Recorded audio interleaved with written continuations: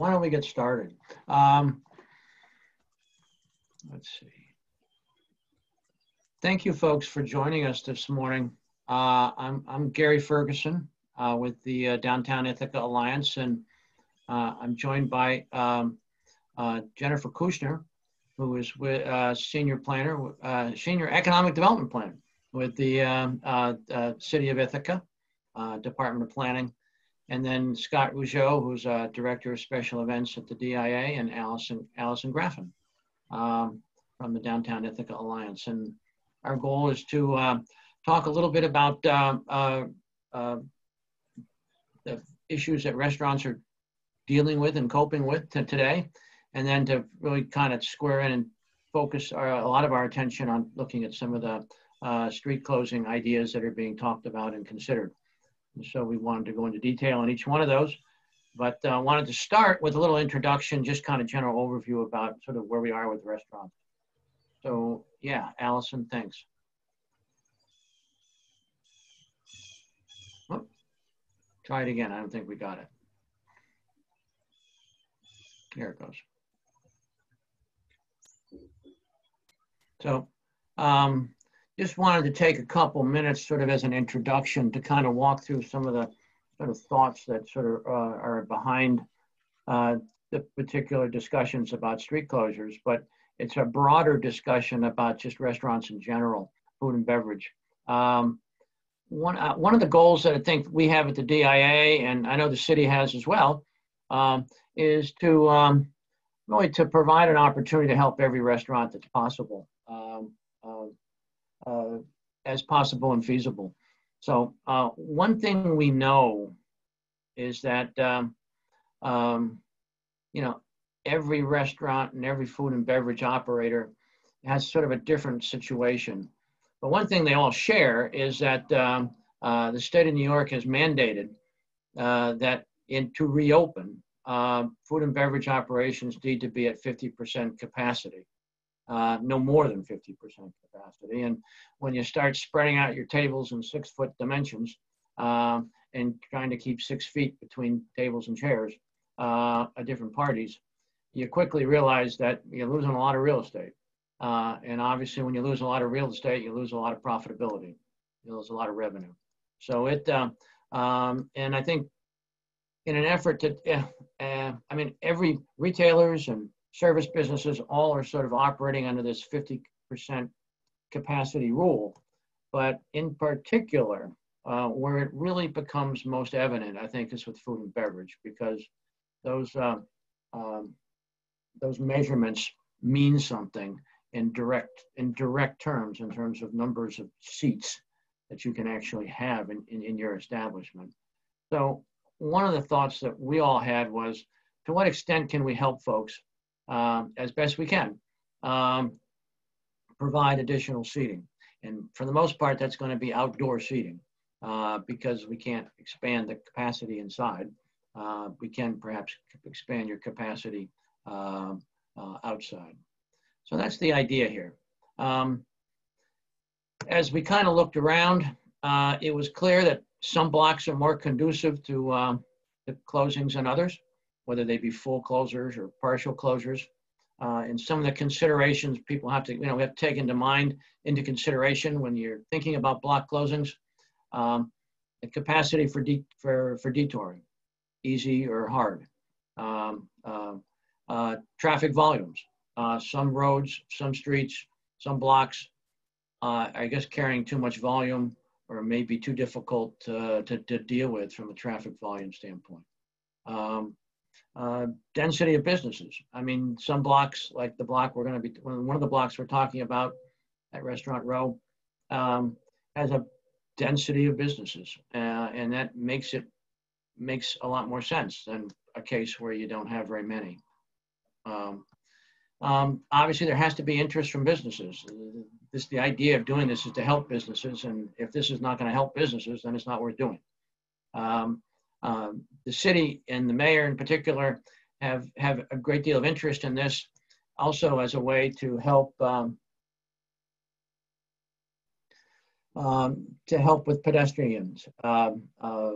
Cities around the country have been, during this pandemic in particular, closing blocks in an effort to provide more pedestrian space and make it easier for pedestrians to move around. And so there's a sort of a secondary and a second kind of goal here as well, particularly from the city's point of view. And then there's just other factors that come into play.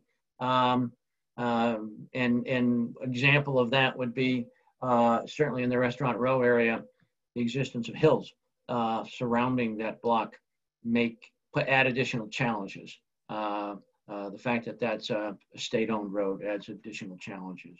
So each location has its own sort of peculiarities that have to be dealt with. Some businesses are located on the commons, on the pedestrian mall.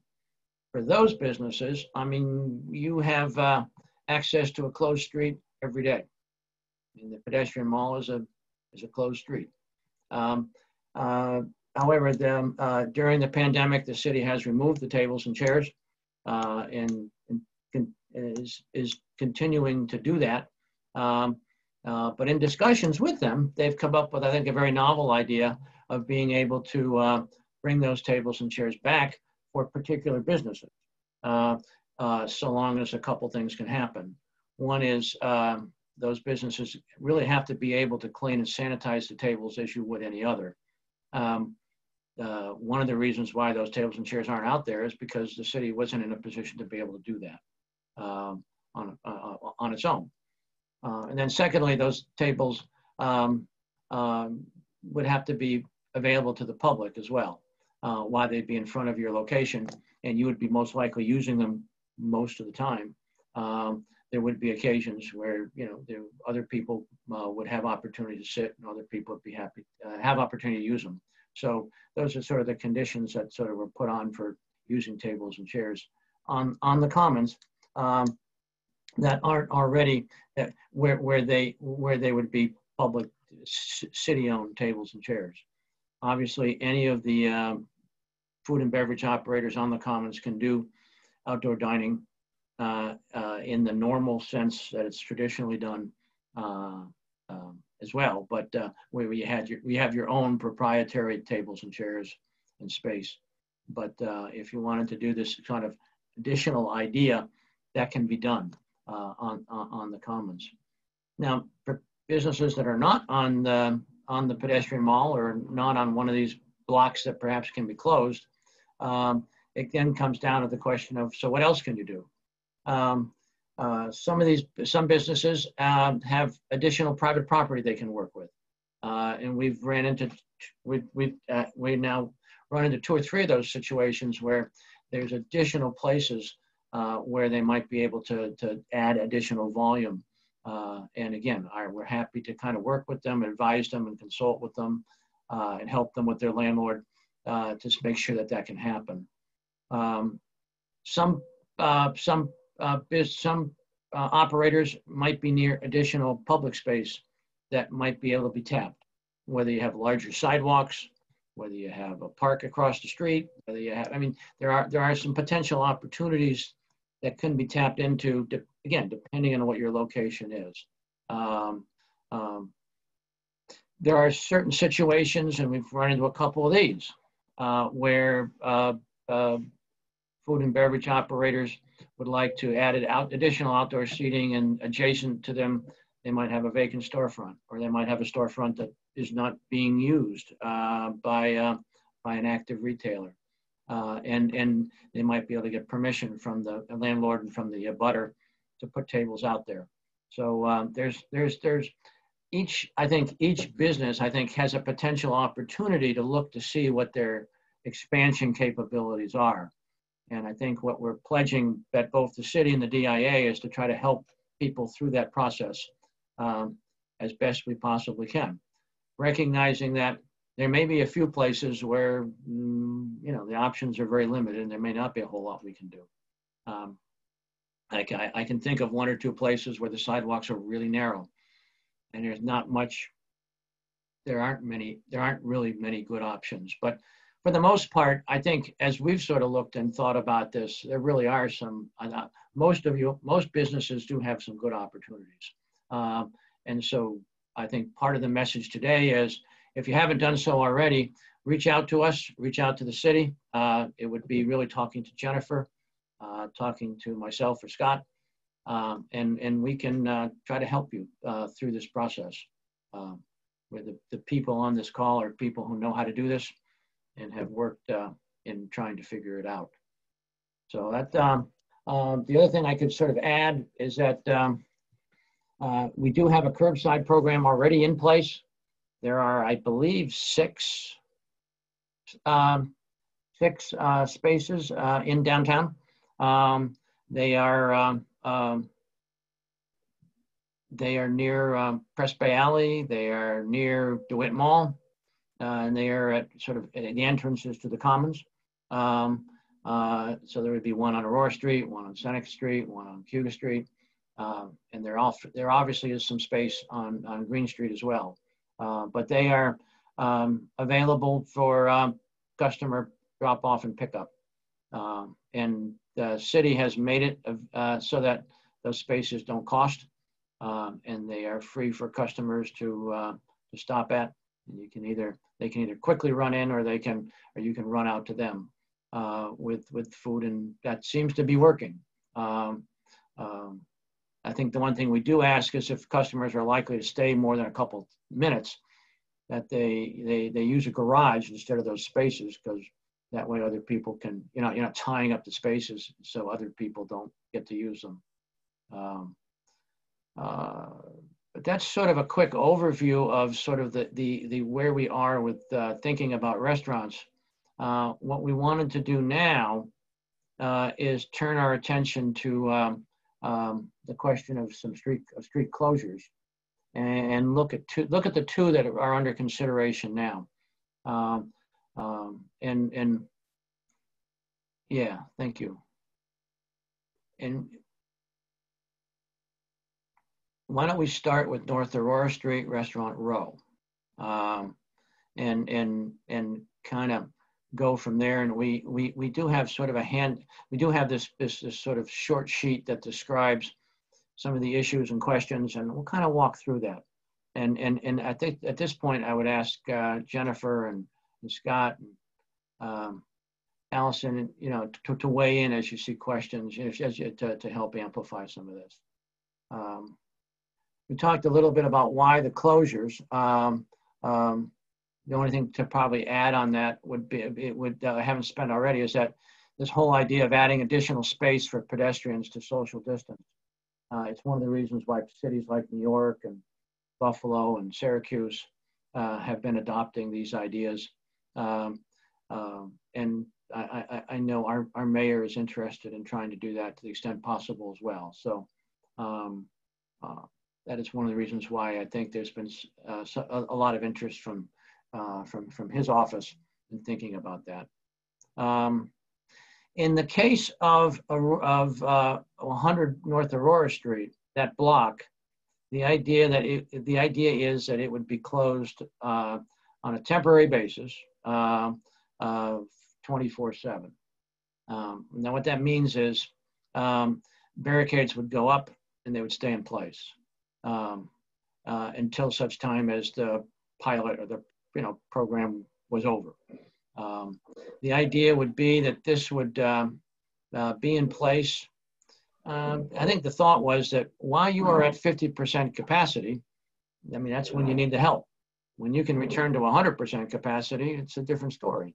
So, but certainly as an experiment, as a pilot, as a test, as something to see how this might work, doing it for that period would make some sense. Now, we don't know when the state will bring us back to 100% capacity. We have not heard that. But so this is sort of, this is an experiment to see if it would work, to see if it makes sense. It could be the worst experiment in the world, or it could be the best.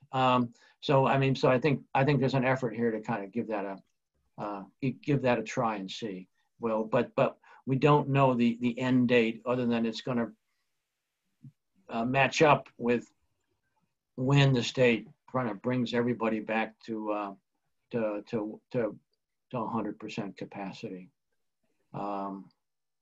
This particular block would involve from basically Viva Simeon's area to Asia Cuisine Contemporary Trends. It's basically that block.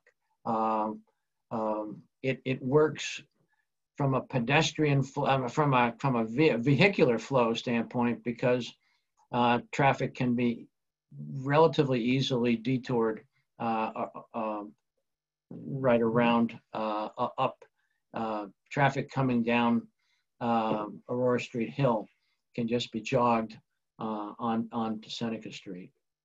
So that makes that relatively easy. The idea, a lot of discussion has gone into what barricades and blocking would be necessary. At first, there was discussion about could this be done partially, partial closure, so maybe certain days of the week, certain times of the day. Given that there are special conditions here that apply, I think the city was very concerned for safety, and particularly for issues of runaway trucks or vehicles coming down the hill that might get out of control. And they wanted to have barricades that would be, particularly on the State Street side, that would be strong, durable, and that would not be easily moved. And so that's one of the main drivers to make sure that this would be done on a 7-day-a-week, 24-hour-a-day period. And so there would be Jersey barriers or other similar durable barricades on that end. On the Seneca Street side, those problems aren't the same, and so there would be less. I mean, the state, because this is a state road, the state has asked that a different type of barricade be used, but one that was not necessarily a durable one. Jennifer, do you have anything else you want to add to that about sort of the physicality, the physics of the physical layout of this? Yeah, no, I think you covered it. Just the fact that in order to do this, the only way we could do it is to leave it 24/7 because the barriers that'll be put in place are not easily removed at all. So they're going to have to stay there until we're done with this. And the idea was to at least commit to a month and see how it goes, and then check in with everybody and see if it's working. And then, you know, we might continue longer depending on what kind of feedback we get from the restaurants and from everybody, and hearing whether or not it's being used and people are liking it. So we plan to reassess after a month and see where we're at. Okay. So here's how it's, I mean, here's how I think it's sort of evolved on how it could work. Different cities do different things, but in this particular block, in this particular situation, the sense was that because of the safety issue that a lot of our responders were particularly concerned about, that they didn't want tables and chairs in the street. They didn't want additional barricades in the street. They wanted the street to be open. And it would be open for pedestrian traffic. So basically what we'd be doing is moving pedestrians from the sidewalks to the street. And turning over the street, I mean, the sidewalk space in front of buildings and in front of properties, in front of businesses to the private entities themselves for their use. If right now a restaurant on this block would have tables and chairs maybe on half of that sidewalk, they could use the entire sidewalk out to the curb line. And the other thing we've talked about doing is because you have to leave 6 months, you have to leave 6 feet of space between tables and chairs or between tables and chairs and pedestrians. We would either chalk or tape off part of the street so that there would be, it would make it clear that pedestrians would be staying to the 6 foot outside, you know, in the street, and not walking, you know, a foot or, you know, right at the curbside. So that seems to make some sense. It allows and requires then that restaurants and food and beverage operators would need to take care of their spaces. They would be responsible for the tables and chairs in their spaces, not the city. And then it keeps those tables and chairs out of the travel lanes and makes it possible that this could all work. So that's sort of the mechanics of how this particular one has come together. Go back up just 1 second, Alice. What's that last item there? Obligations of restaurants to be part of this. One of the things that's clearly being worked on right now, it became clear at some point that if you take away the sidewalk and you have pedestrians walk, you know, in the street, that's great. But if somebody in someone with disability or in a wheelchair wanted to access anything and wanted to access a business, they got a curb to go over, and that becomes a problem. So the city is right now working on a program to try an effort to try to put together some ramps that could be used on this particular block to make sure there's access. And at first the thought was, all right, let's have each business do that. It seemed to make sense to have them be somewhat standard, to have them fit in. So that's something that I think being worked on right now. Jennifer, you want to add more to that? Because I know that was a big discussion that was going on. Yeah, well, so the other reason we decided that we would just make them, the city would make them, is because everybody's going to need a ramp, because even if you don't take advantage of the expanded sidewalk and your neighbor does, they've cut off your access. So we realized everybody needs a ramp whether or not they decide to expand their seating. So we're going to hopefully get ramps out in time, you know, with the closing of the street. Now, the other issues I think that have to be dealt with here would be delivery trucks and you know, again, take out and curbside pickup, trash hauling, recycling.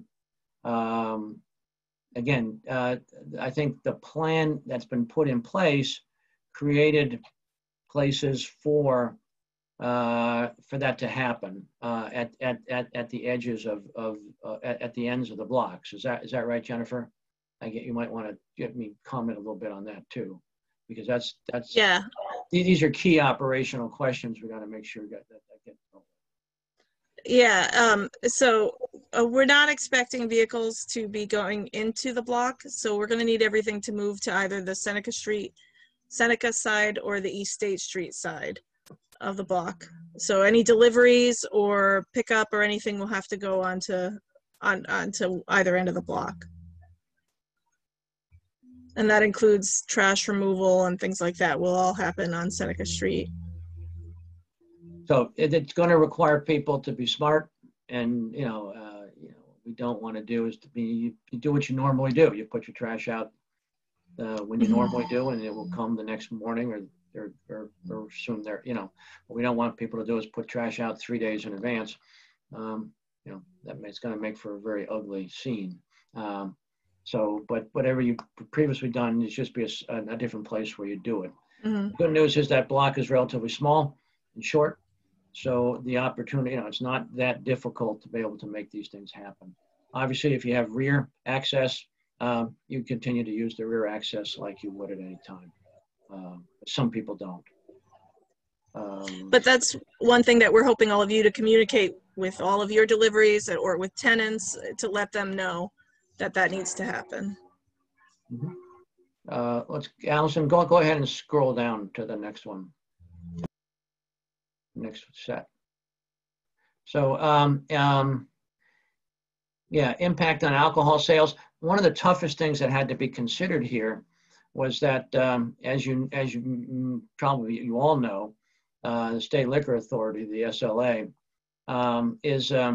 has very strict and strident rules about what you can and can't do with outdoor dining, and they want to have tables and chairs that are proximate to your location, that are adjacent and that abut your location. One of the things that they were able to do as part of the rules that they just put down for this pandemic was that if a city makes an application on behalf of a block, and in this case the city has done that, you can actually, you still have to be proximate, but you can jump over a sidewalk. But that's, in this particular case, we don't need to do that, but you can, the city is basically filed an application to the State Liquor Authority on behalf of all the businesses on this block. Scott, anything additional that the businesses have to do with the SLA to get this extra space? Do they have to send in a revised plan or not? Nope. All of that was included in the city's application. As long as we had their licensee certification form completed and we built out a diagram for them. Again, the bars and restaurants will still be responsible for their space and their perimeter and serving inside of it and making sure that alcohol is consumed and restricted to that area. Yeah, and if any businesses weren't part of that originally and want to be, it's simply we can expand that very quickly and very easily. You just have to give us the same information that we sent in earlier, and you can be added. Right, the SLA said that they can be added at any point in the application process. So just if you weren't on the first wave, you can still be added. So. Yep.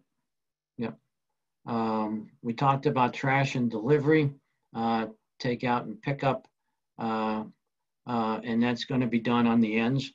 That'll change a little bit how this works, but again, it won't be. We're talking about feet. We're not talking about huge distances here that people will have to kind of change the way they do business. The space that businesses gain, they gain that space in front of their storefront. to the curb line. And obviously, you still have to comply with the rules that the state and Empire State Development have sent out about 6-foot separations. The one thing we can do is we like that idea of pushing out into while you can't put tables and chairs on the roadway, we can count some of that roadway space as part of that 6 feet. So we can add that separation there, making that possible. And then traffic and detours. The city DPW is in the process of creating a temporary detour route signs so that people know how to get around. And there probably will also be signs at the top of Aurora Street Hill to remind people that there's a detour coming as well. It's relatively straightforward. Emergency vehicles, if they need to get in, would get in from the Seneca Street side. They would not get in from the State Street side, which is would be pretty typical anyway. So, but that's how that would work. Let's stop there for a minute and see what questions people have about this particular block.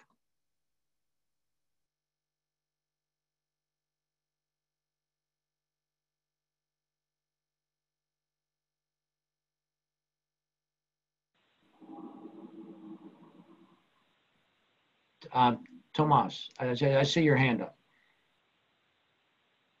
but we also can't hear you. Hello, sorry. Just, I heard, thanks everyone for doing this. I heard about Jennifer was talking about a month. Do we have any guess as to when this would start? Just, I know it's not definite, just any thoughts on that? We're hoping that we can get it started within a week. If not by the end of this week, then definitely by the end of next week. As long as all the traffic controls are in place and we can get the ADA ramps in place, then we'll do it. The city crew is building the ADA ramps. Yeah. We're debating and discussing what barricades and barriers, where they're coming from and how that's going to work. As soon as they can be, and they need to be put into place. And then the city is also talking about, detour signs, and they just have to be arranged. The permission has come back from the SLA. So that has been granted. And then state, I believe, Jennifer, the state DOT has given you the feedback that they're going to give at this point? Yeah, no, we're not waiting for anything more, I think, than just getting the traffic controls in place at this point and getting the ramps built. Well, I think we have all the approvals we need right now. Yeah, well, I think the only other things we're waiting on is final approval from the fire chief. If not, or is that? No, I think we're okay right now. We're just waiting for everything to get put in place. Everybody's on board. Wow. Okay, good. I have another question. Yep. So is there any way we can see the map that you guys have? Because I don't know if we're supposed to have our tables 6 feet away from the end of the sidewalk, or if our tables are allowed to be right at the edge of the sidewalk and you're having the 6 feet on the road. Yeah, so the map. That's what I guess. Well, yeah. So obviously you've got to figure out your 6 foot grid, and the key there too is it has to be done sort of partly the reason why we had to go to the SLA as a joint effort was because your 6 foot grid may butt right up against your neighbors, so you're going right to the end of your line, and then they're going right to the end of their line, and so you have 2 tables that are 2 inches apart. And obviously, we have to kind of work through that. That's something you guys are going to have to deal with just in general. To your question, our thought at this point was that we could have your tables go to the curb line itself, or your tables and chairs, because we could take the 6 feet, rather than you take 6 feet from the and make 6 feet at the edge of the sidewalk, that can come out of the roadway. There's a lot of roadway there. And so that can be either chalked or taped to demonstrate, and there's going to be ramps in that area anyway. So the idea of doing some sort of buffer there makes some sense. So the only thing is, if you have not yet gotten your diagram and your requested seating layout to me, if you could send that right away, because we do need to make sure where we're placing the ramps, that we're putting them in a place that they can access the two adjoining properties. So I'm not sure who has, I'm not sure which business everybody's associated with. I know I've gotten some of the diagrams, but I haven't gotten all of them. So if you haven't sent in your request for additional seating, if you could send that to me as soon as possible so we can get that all laid out. Okay. Have I sent mine in? I don't know. Mr. Daly. Mine is more of a comment. You alluded to the idea of deliveries being done behind the restaurants. That will not happen on the east side of Aurora Street. There are too many other uses of that space, and some of those deliveries can extend up to half an hour. So that's not going to be allowed behind East Aurora Street. Okay. No, that makes sense. I think the places where I can think of, there are some on the west side of the block. Yeah. That Just a Taste, maybe Mahogany. Some of you guys have the ability to take some delivery from the back. Now, depending on the size of the truck, obviously. But there will be a delivery zone on Seneca. There will be delivery area, believe, in the State Street, right at the end of the Commons area too. So, but thank you. That makes a ton of sense, Joe. Okay, thanks for letting me. Okay. Other questions on this block, and then otherwise we'll jump to the next one. Do you guys have our map? Are we in? No? I do not. Viva? Yeah. No, I don't think I have anything from you. So we should get something from you as soon as you can. Okay. Okay. Because obviously you have outdoor dining. This is your opportunity to figure out how you're going to maximize it. Okay. Allison, let's go to, oh, go ahead. Joe? I'm thinking of Viva. Is it possible that they could have some extended sidewalk on the East State Street side? Basically, there's a section of East State that doesn't get used for anybody going east. And, if that roadway was extended, they could use the sidewalk on the East State Street side as well. I don't know, Pete, is that something you're interested in? I'm not sure. I mean, I would really like to see the map, because I guess I'm assuming a lot of things when I create my map, that the crosswalk is going to stay where it is, and the ramp on that side is still going to be the sidewalk, and we're not going to be able to infringe on that. But right. I don't know. Yeah, Jennifer? Yeah, that's correct. So, I mean, if there's any space on State Street, what I might use that area for would be waiting spots. Mm-hmm. But I don't know if there's enough room, to tell you the truth. Okay, that's a question. I mean, that would be one of those questions of where Jennifer, I think we'd have to think about that from how does it work on that particular street face, and what space there is and what opportunities there would be there. Yeah, we'd have to look at it. And each restaurant, it's like what you said before, Gary, it's case by case. So if you have an idea for an area or a space that you think will work, we're happy to take a look at it and see if there is any room there to expand seating, in any direction. Yeah, I mean, there have been other food and beverage operators who have proposed something similar. Mm-hmm. So yeah, so this is not out of the question. It's just a question of how it works in that particular area. But yeah, if you want, as you put your thing together, think about if you want that. And if you, I mean, to answer Joe's question, yeah, it's it's something that the city would be willing to consider. It's just a question of seeing how it fits.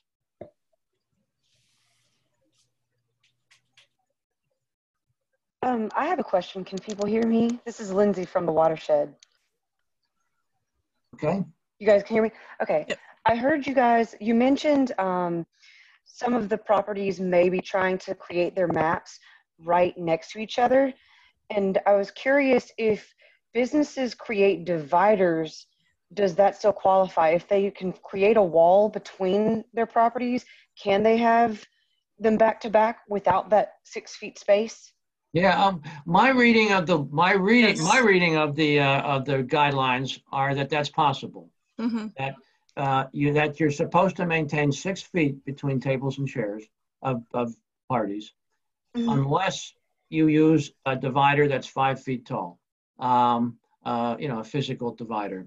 And it may be that outside that might make some sense.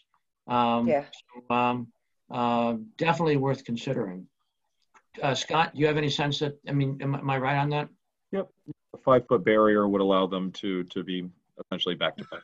I think I saw someone on Aurora, it was Ale House maybe, or Reds. They were setting up such barriers. So they're out there, they're available, so, and they work. And that's a way to deal with that question of tables and chairs getting close together, at the boundary lines. So it might be something that you might, you and your neighbor talk about, and that might be one way to give both of you more space, more real estate, if you can figure out a good way of doing that. Awesome. Let's Thank go you. to any other questions before we go to the West State Street?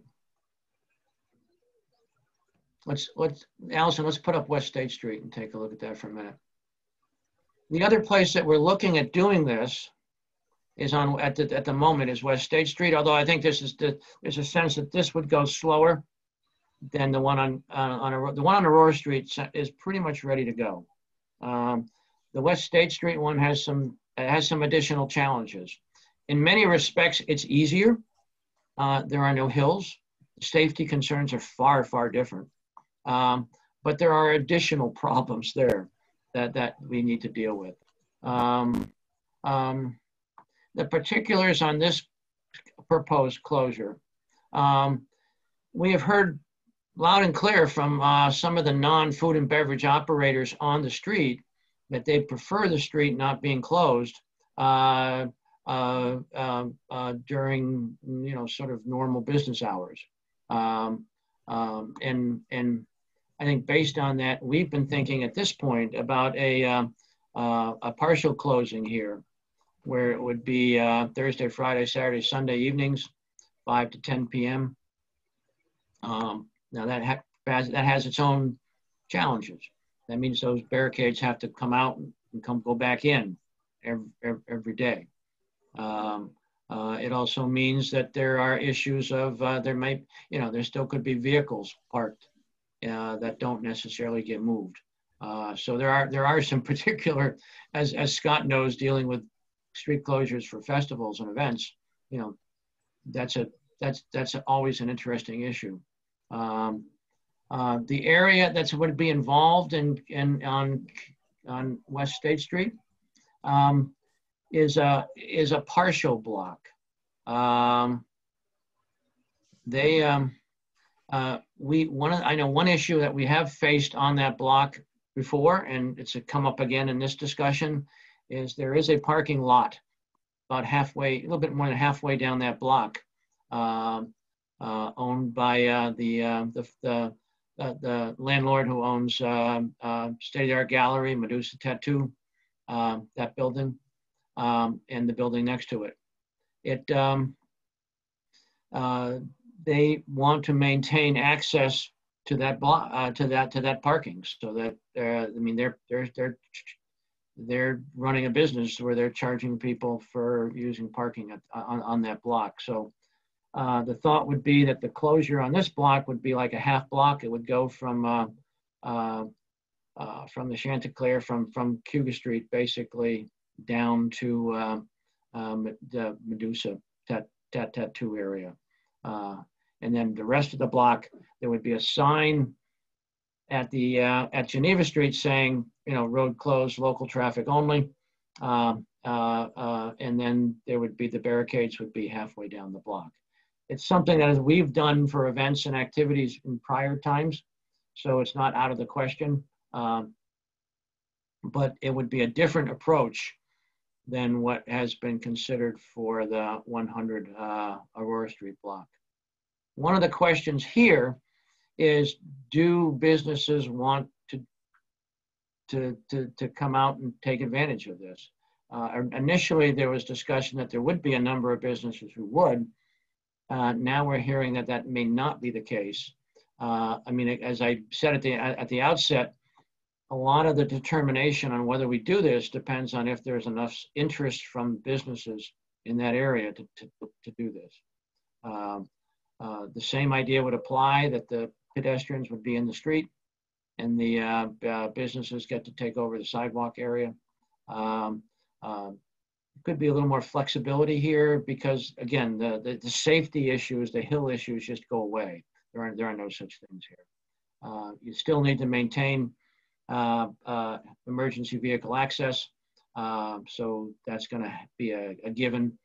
We don't have to use strong barriers or barricades. They would be taken up or put down. We're actually looking for help to do that. We do not have the staffing capabilities, nor does the city, to station a person here, each night to set them up to take them down.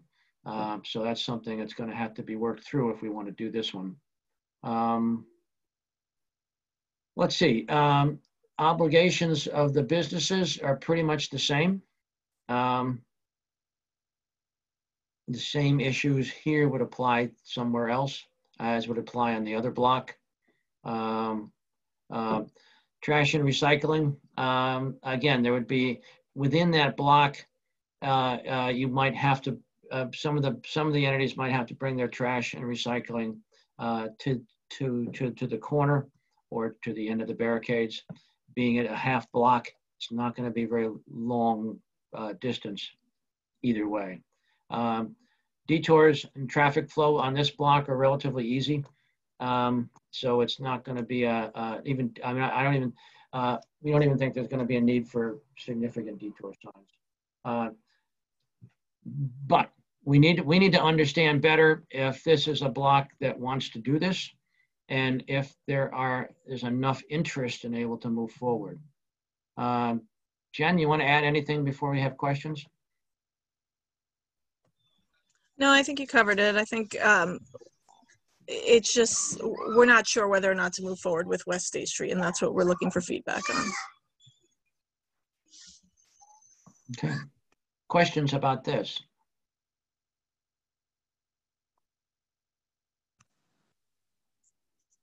I do. Mr. Dean.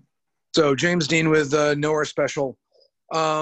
So looking over these guidelines where State Street's different than Aurora is, our block is only 14 feet wide.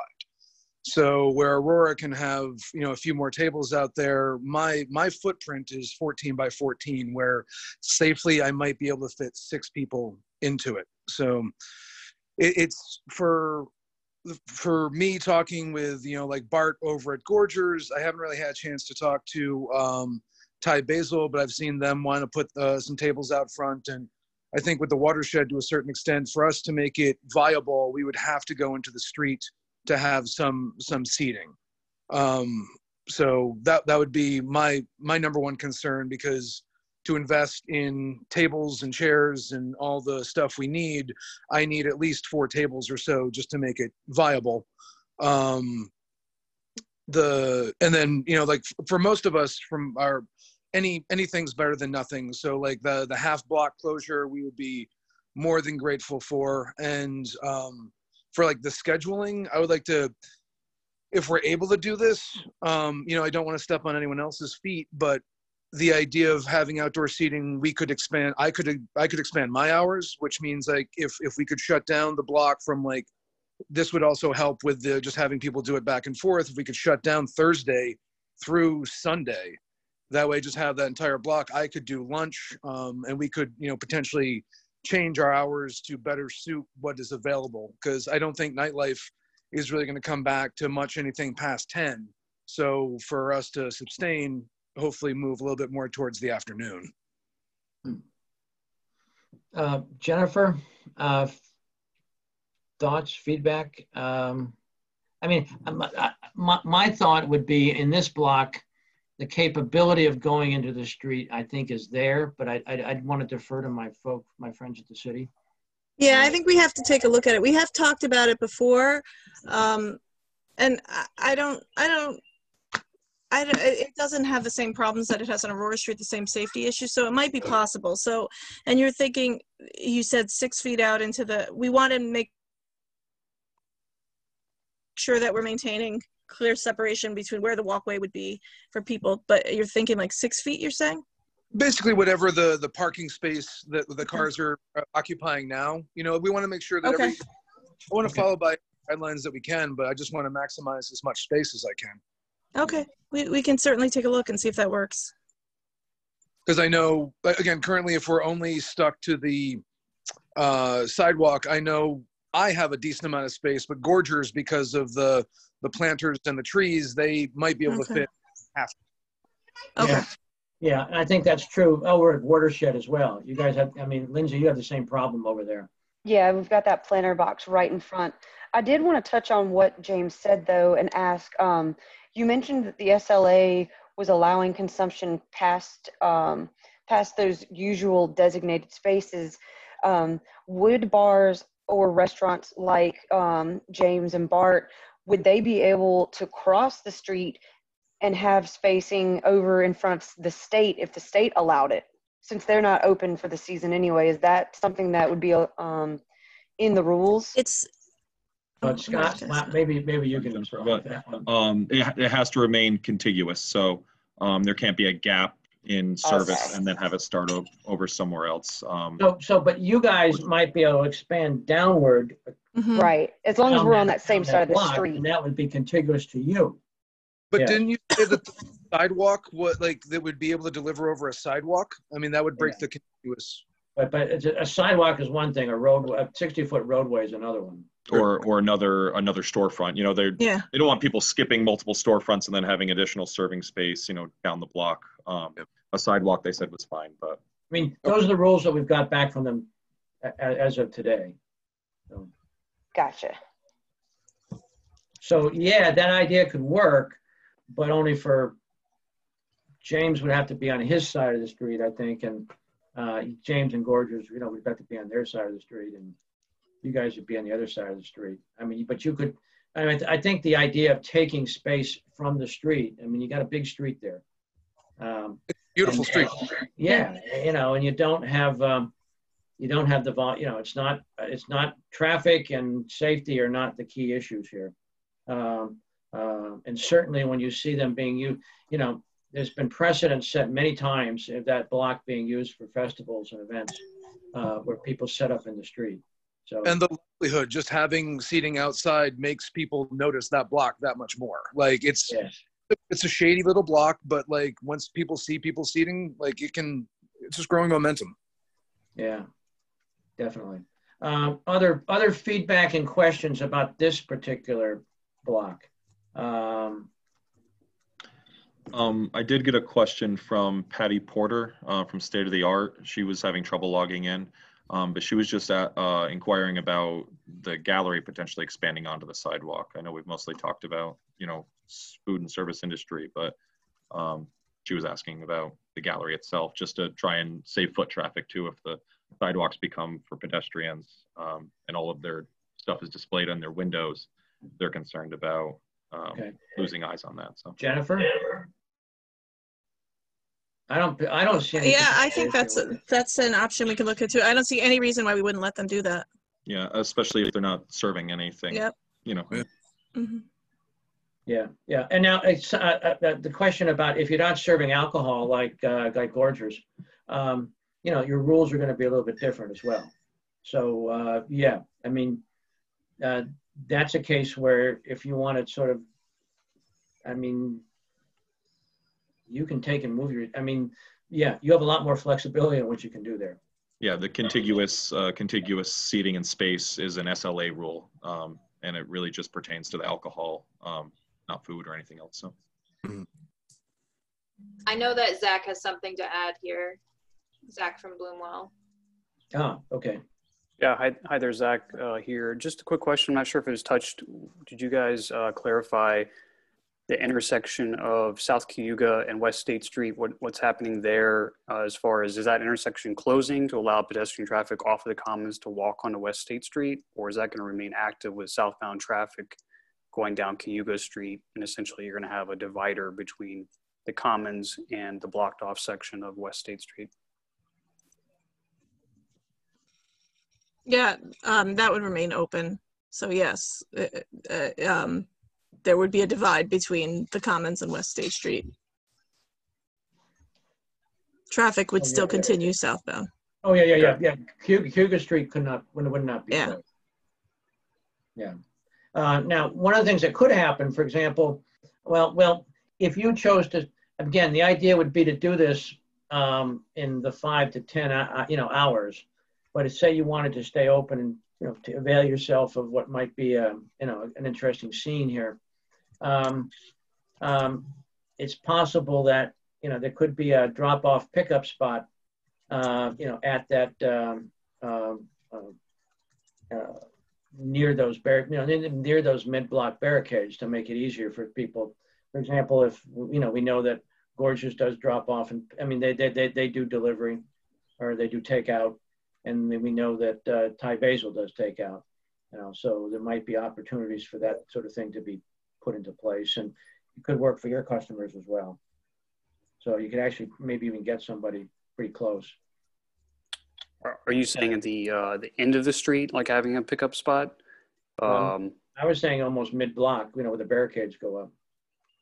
So, but again, that's something we'd have to work that out. I'm thinking this on top of my head. Sure. I mean, we have to, all this has to be run through the lens of, does it make sense from the city agencies and departments that have to regulate this? So let me be clear on that. And just a follow-up question on that. I mean, at the end of the day, in this decision, like who's this decision coming down to? Are you getting a buy-in from everyone on the block, everybody's input? Kind of a democratic vote on this, or is this just somebody at the city making this decision for everyone on everyone's behalf? Well, Jennifer, you want to try to? We're looking for feedback right now. On Aurora Street, it made sense because we had a lot of businesses interested in doing it, and right now we only have, one business that has said that they definitely are interested in participating if we close down the street. So we just wanted to hear more from everybody on that street, and if people are interested, then we're definitely interested in moving forward with it. We also have Jill from Handwork here. I don't know if she has audio, mic capability, but if she might want to add some of the feelings about the co-op. Hi. Hi, Jill. We haven't really discussed it a whole lot. We have a lot of members.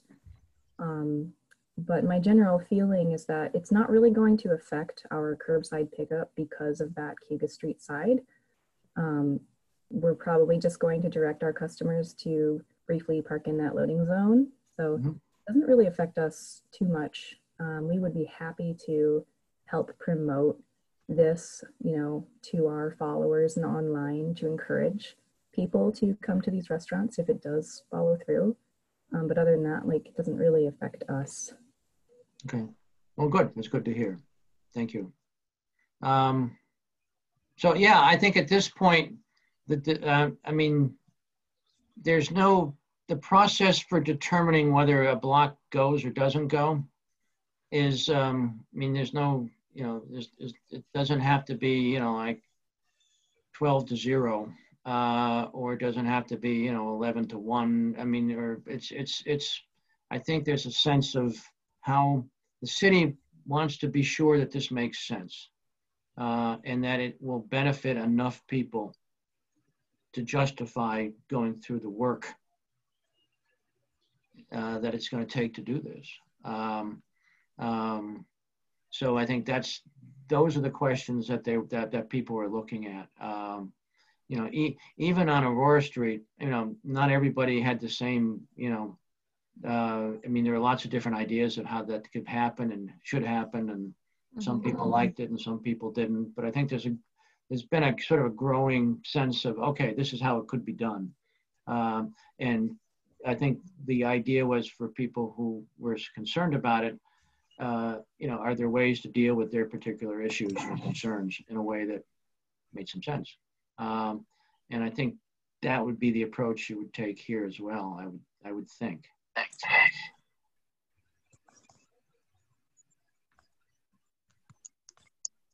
James?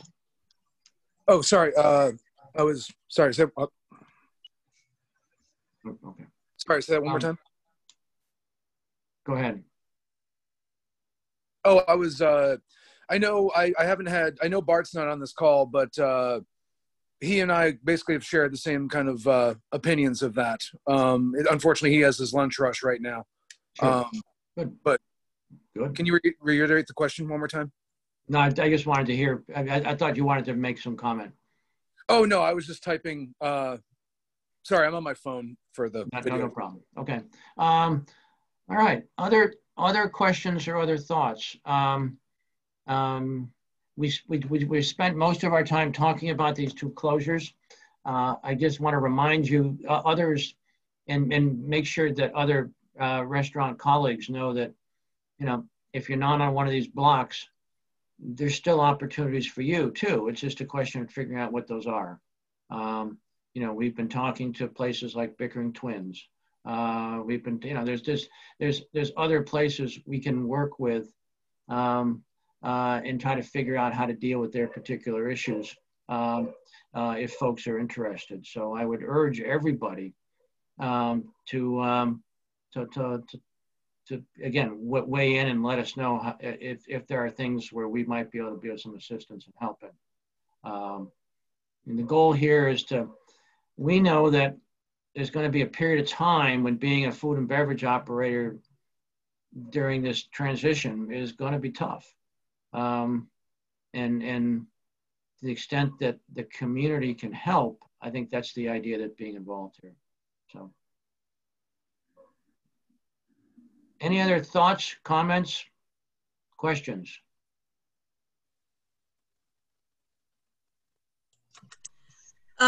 Just one thing. I can see that there is messages in the chat, but for some reason I can't open it. So I'm wondering if anybody else who can see it, if those messages can be passed. Was a question on state-of-the-art gallery about their sidewalk. Oh, okay. And then there's a question about Gorgers doesn't serve alcohol.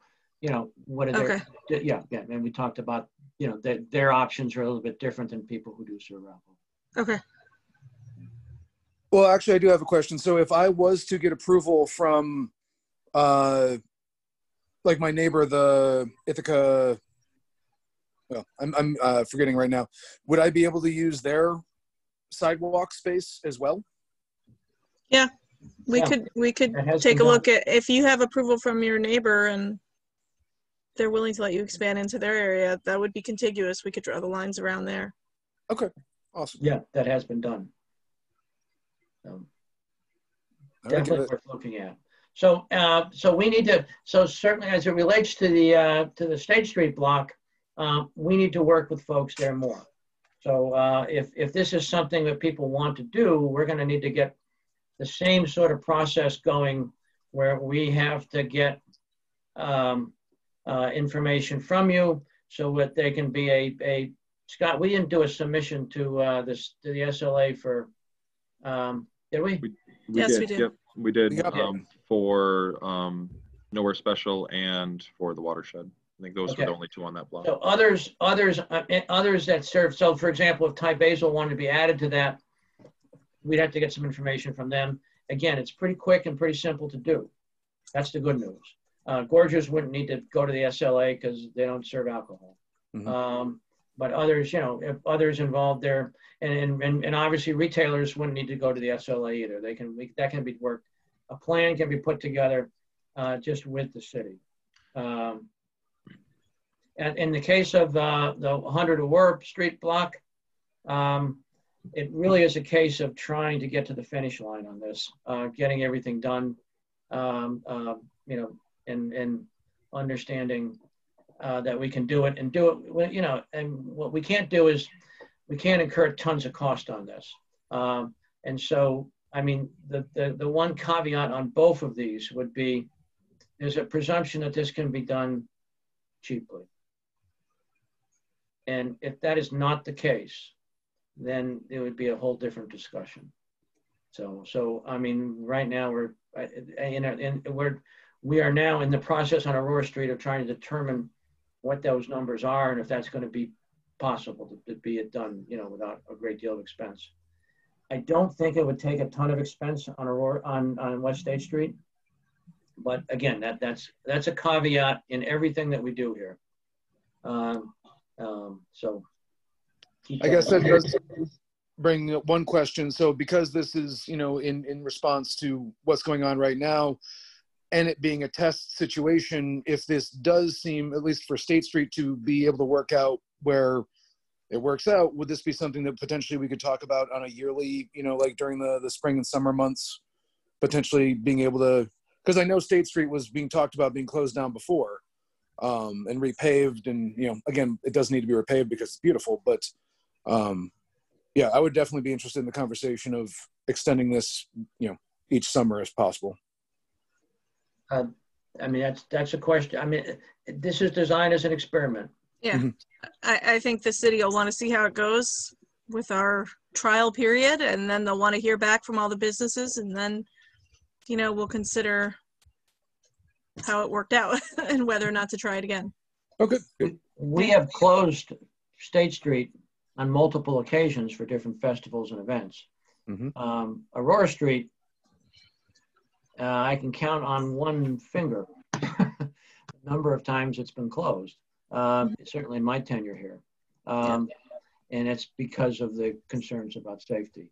So again, it's an experiment looking to see how it might work, and you know, we'll have to see. I have one more question in regard to businesses like James and Bart, where their seating will be right next to each other. Say somebody from Nowhere Special wants to get a drink and then they want food from Gorgers. Does the SLA allow, because the space would be contiguous, can people take a drink from Nowhere Special and sit in Gorgers area if they're next to each other? Is that not, does it have to be in a very your specific designated mapped out thing?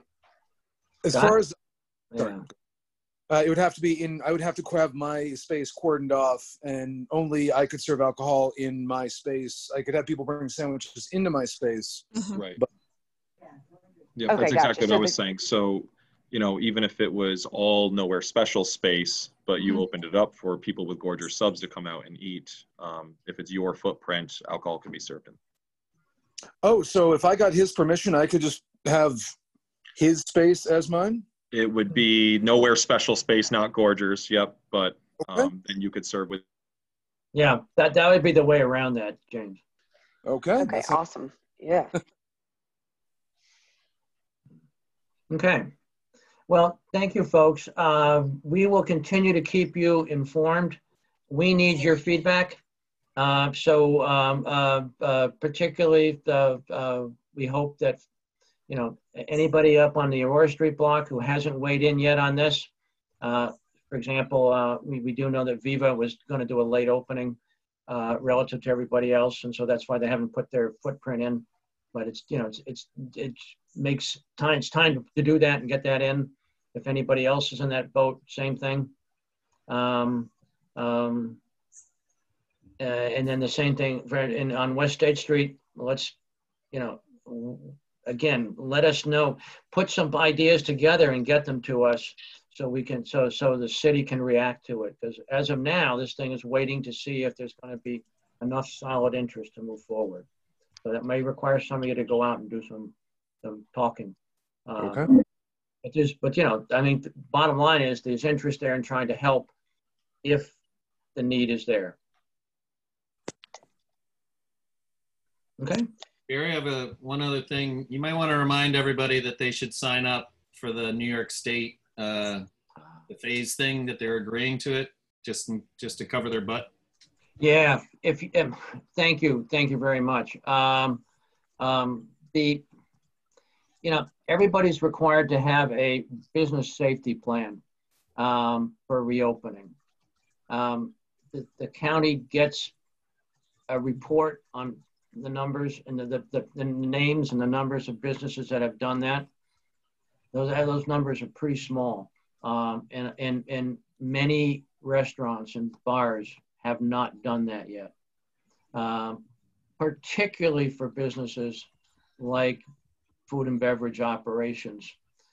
It is like to me, it's an insurance policy. It's a no-cost insurance policy to do this. If you get, I mean, the governor has been pretty clear about New York City, and I'm sure he'll do whatever he'll do for the rest of the state as well. The threat was if people don't follow the rules, they can invoke SLA. So, I mean, in the case of if there's a problem reported that, a business, your bar, your restaurant isn't following protocols, and it gets reported to the county Department of Health, and they come to investigate, and you don't have a plan. If you have a plan, my guess is, you can work something out and life probably goes on. If you don't have a plan, I suspect there's fines involved, and I suspect it could be, it's not something you want to do. So it is well worth your while to put this safety plan in a test. So press the button that says, I agree. And that's what you do. And if you have any questions or concerns about that, call our office at the DIA. We'd be happy to help you. But yeah, to me, penny wise and pound foolish if you don't do it. It puts you at risk, great risk, I believe. And it's such an easy thing to do otherwise. So, do it. So thank you.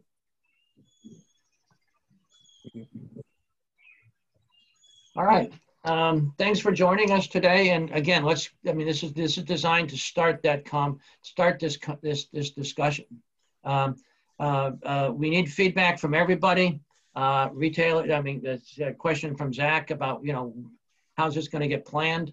We need to get feedback from everybody. Once that feedback comes in, we will send out a note saying, all right, this is what we have. At some point the city has to decide, is there enough interest to do this? So think about how it could work for you, if it makes sense. And then obviously up on Aurora Street, think about how you're going to best use it. And if there are ways, for example, using shared barriers or, we're into the specifics now of how you can make this as effective as possible. So thanks very much for joining us today, and let's keep talking. Thanks. Thank you. Yep. Bye, everybody. Bye.